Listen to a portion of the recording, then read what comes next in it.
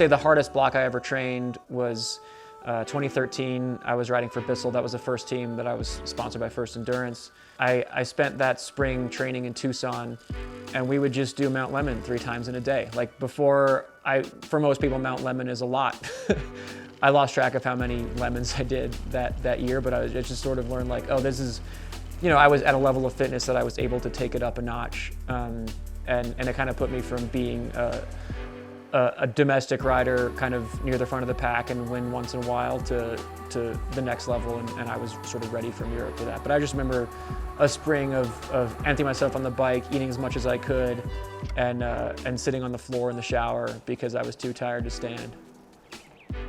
I was kind of an unstoppable force that spring. I won a lot of big races then, and no one could sort of deny that I was the best climber on the U.S. circuit that year, and I was just doing real work and targeting a higher level of races than I'd been capable of before.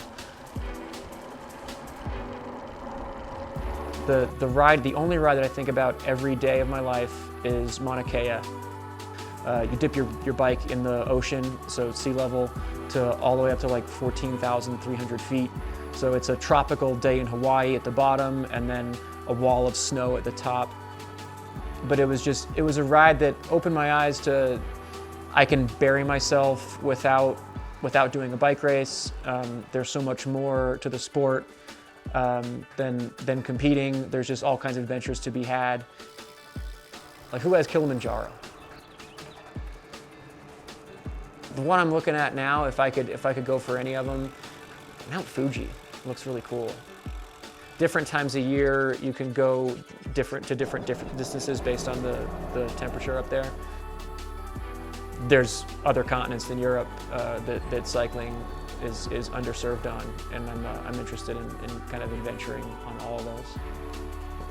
When I look out the window of an airplane, I just see all these hills, and I want to climb all of them. And I wish I could live forever to pull that off.